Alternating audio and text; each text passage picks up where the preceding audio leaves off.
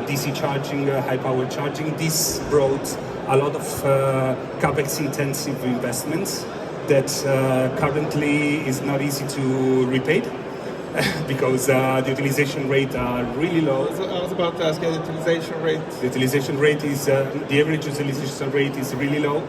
And most of all, in Italy, we have a huge problem of tariffs, energy tariffs applied to the CPOs. So actually the point is how much space we have for the CPO to offer a clear and proper and right offer to the MSPs and towards the final customers. We are suffering from paradox nowadays that pure EMSPs are suffering.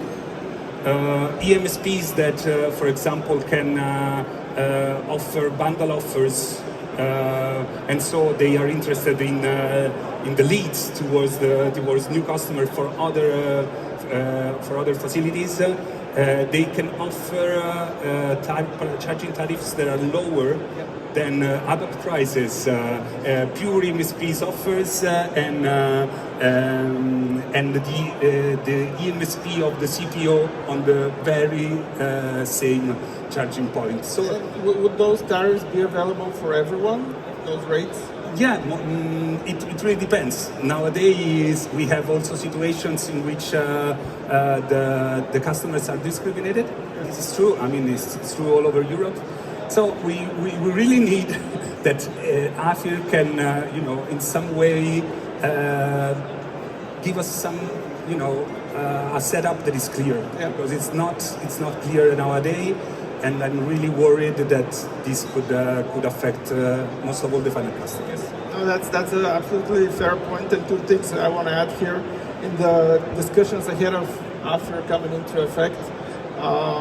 We, as part of associations like Charge Up Europe, and also within e-mobility Europe and other Brussels-based associations, we've had discussions with the Commission where, to my understanding at least, I was left with the impression that if there's one thing that would be considered illegal under AFIR, price discrimination and user discrimination, and now with this decision, which was kind of retroactive, because it was for a period before AFIR came into effect, I think still it will open a lot of discussions. But at the same time, also, you're right, I mean, utilization rates and everything squeezing. It's difficult, especially for EMSPs, as you mentioned, to make sure they find their sweet spot right now again.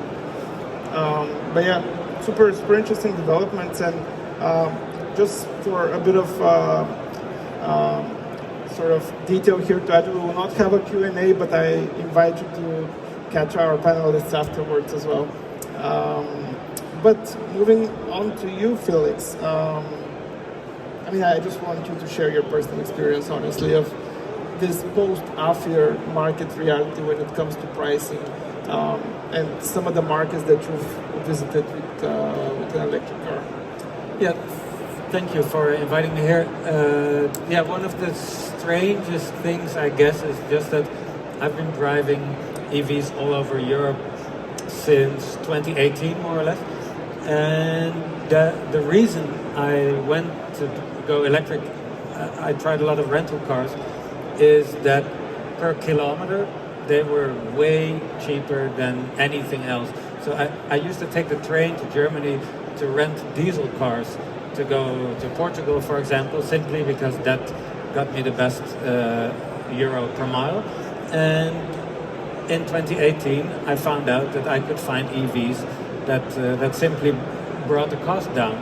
And one of the things I did not expect is that if I would have rented an EV for this trip to Berlin, I come from Amsterdam, then that trip, if I didn't prepare myself well with the right subscription and the right charging card for Germany, then suddenly it would have been way more expensive to drive here and drive home compared to, let's say in 2020 when I did this all the time actually. So I wonder, I know that the electricity price in Germany between then and today actually went down, and on average the price I pay at a German fast charger, that is way easier to find than it was 5 years ago, and it's also way faster. This part is true. Why did that price go up, and why did transparency go down? because actually, yeah, I guess Avere will be blamed by some German CPOs that they've sort of increased B2B pricing because it has to be at the same level of ad hoc pricing. But I just, for me, simply as a user of charging, I just wonder how it can be that nowadays, I drove in Denmark in 2019. And first of all, there were hardly any chargers in Denmark. Second of all, they weren't fast. And third of all, maybe actually point number one, they were expensive. Nowadays, when I drive to Copenhagen, I can easily do this at half the price compared to a trip to Berlin. And it's like Denmark became an EV paradise, chargers everywhere, serious competition between CPOs, pricing totems that show me the price that I will get whenever I use a credit card or whatever payment. And then I go to Berlin and everything shuts down and there's no clarity about anything. And if I use a credit card, well, forget about German EV driving. So, yeah, I don't really know how we got to 2025 the way that we did, but this is not what I expected. So, I mean, I get your frustration, and you mentioned about Denmark. Now I've also heard some other opinions about how the market is shaping up there with regards to some specific players. But, you know, looking at your frustration, what would you recommend as a solution? Would it be full transparency? Would it be, and by full transparency, I mean going beyond simply saying what are the idle fees, what are the different capacities, but here looking, do you want to have some insights into the margins of those companies? I mean, what are the solutions? Well, I think the transparency is just hugely important because, yeah, right now, if you arrive, especially in Germany, at a fast charging station, yeah, the odds are high that it's simply not that easy to find out what you will be paid for your kilowatt hour. But then also, if you look at the German market, yeah, ideally, there's something weird happening because, for example, in Berlin, there's now a ton of AC chargers available. And when I used to go here, let's say 5 years ago, there was hardly any AC charger around, and they might not even be working. And so I can see a lot of improvement. Like Berlin has an abundant amount of AC chargers today, but weirdly enough, I feel like it's a bit of a German thing. Maybe it's not, but the Germans, they love to challenge us with blocking. They usually call them blocking fees. Other people call them idle fees. It doesn't really matter what you call them, but a lot of AC charging in Germany you will incur a fee as soon as you cross the 3-hour threshold or the 4-hour threshold, sometimes even the 6-hour. So you would disagree that makes sense in the charging market? Well, the thing is that when I park an EV, then that should not lead to a challenge that I wasn't used to driving a car before, that I will have to figure out if this is the right plug to use. No, of course. I see your point. And typically, there would be solutions that can give you a notification if that idle period is coming up. Of course, you typically should know about it in advance. But you were just discussing prices earlier, and that got me to think, okay, so if the CPO doesn't have those idle fees, they will not have people charging more energy on the chargers, so they will end up having a higher price for the customers, which is what you don't want either. So that's why I'm just thinking out loud right now, and perhaps I would disagree here that those idle fees are something that's bad for the market. I would argue actually otherwise, but I get your point about the experience and going there and being struck by something like that, because I've heard stories of people just being unaware of those things, and I agree there should be a bit more transparency. I don't know, Clément, in France, do you see some of that as well, in terms of some specific things that would frustrate drivers, or generally something which relates to how the pricing structure decision is? Yes, of course. I think the two main pain points for French EV drivers, but I think it's all European EV drivers, are first information and second pricing. Of course, information is fragmented, spread all across different apps, operators. It's not always reliable. Sometimes you have real-time data, sometimes not. So information and access to information and credible, reliable information is key. But of course, pricing is also a pain point. First of all, I think EV drivers don't understand what they are paying for. What is a charge? What do you pay when you charge? And we have to explain to them what they are paying. Then they don't understand the difference between CPOs and EMSPs. And we are talking about EV drivers, so sometimes people that made some long distance journeys and they are quite understanding, but the general population don't. And when you are talking with someone that are not already willing to go electric, the first thing they will tell you, well, in France is we don't have charging stations. The second or third biggest charging network in Europe, but okay. And then, well, okay, but I won't be able to pay with my credit card. And I don't understand. And it is too complicated. I want to stay with my with my petrol car because it's more it is more simple. So we have to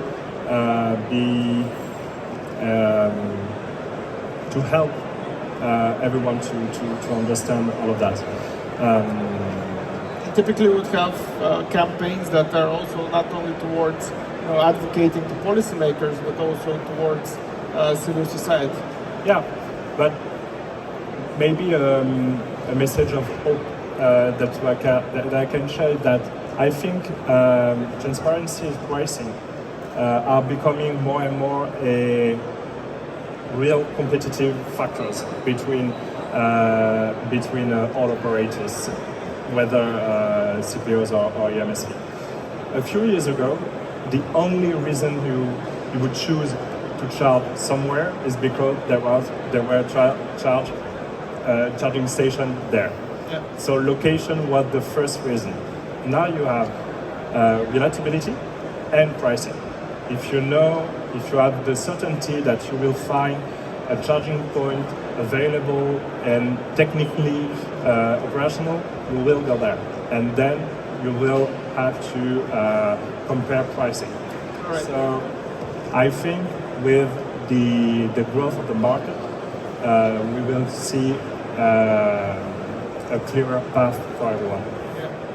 I mean, in the end of the day, what I would also look at is, of course, the location, but I can easily, if I have the visibility, I might choose another location if I know a bit more about all those details. So you're right. And I've seen in France, especially some of the big supermarkets and retail chains, also parking operators stepping in and owning the business instead of the previous strategies that they have. So it's telling me that those use cases are becoming more utilized. You mentioned utilization rates. In Italy, where do you see the biggest growth in terms of utilization? This is a good question. For sure, there will be some space in private locations in which you can install, for example, some DC chargers, and you can in some way exploit the energy tariff that is lower. Exactly. Yeah. And so you can propose in some way, you can offer a better pricing, because I agree with Clément, and I agree with you, of course. We can talk about accessibility, 70% of our drivers in Italy, they answered that they had at least one problem in charging operations. 30% they don't know how to call a support. So there are a lot of problems that we should solve, but at the end, one of the main problem is the price. And you know, sometimes it's related to perspective, because most of the time we have also people that complain about the price and they charge publicly just once a month. Okay, so actually it's not a proper signal, but it's a, you know, it's a perception. Yeah. But it is true that in Italy, especially on DC charging, and I wanted to explain, it's not just the energy price, you know, at the wholesale market. It's the price that the CPO should pay, and it's the energy price that it's in Italy. Unfortunately, it's super high. The network charges. And the demand charges, which can spike in some cases. And taxes and parafiscal quotas. In Italy, for example, we have this huge problem about how much is the weight of the power on the price. So the connection power weighs a lot on the price. It's and so we have the medium voltage tariff that it's the highest among the big markets in Europe, and can affect for the 60% the price of the final customer. So this is the situation. We can work again on. We can save some money on the installations, on the connections, but at the end, the point is the energy tariff, and we should work at European level about it, because we could, for example, work on a tariff that is made just by one component, that is the variable component with kilowatt hours, not taking into account kilowatt on the price, and starting with this low utilization rate. And when the utilization rate is growing at least, I don't know, 6, 7, 8%, then we can switch to another kind of tariff. But it's really important at the very beginning, in order to sustain the investment that we need and sustain the geographical spread out of the network, to lower the power quota, or to end and cancel the power quota on the energy tariff. This is crucial. It's a super interesting perspective. I didn't know it would weigh that much as part of the overall sum. Which if you're an operator who operates in several markets, you have to adjust for that certain specificity in Italy, then, right? In order to be able to create the right pricing that ultimately works for you and works for your customers. So when scaling across markets, this ultimately becomes a challenge, I can imagine. Yeah. But would you say there's a good example somewhere in Europe that you're familiar with? Yeah, in some place in Germany. But Germany is really differentiated with. How many DSOs? 1,800? I don't know. Yeah, right. So there's that. In Italy, we have less than I think less than 50. But the point is that it's differentiated. But also in France, or for example, also in Spain, there are some adjustment on the tariffs that can help charging points, especially HPC, at the very beginning of the installation. So with low utilization rate to sustain the business. And we have a benchmark. You can find it on our website. We studied the different tariffs in Europe with the AFRI. I think we could use the best one, Spain, for example, and use it as an European benchmark. Yeah.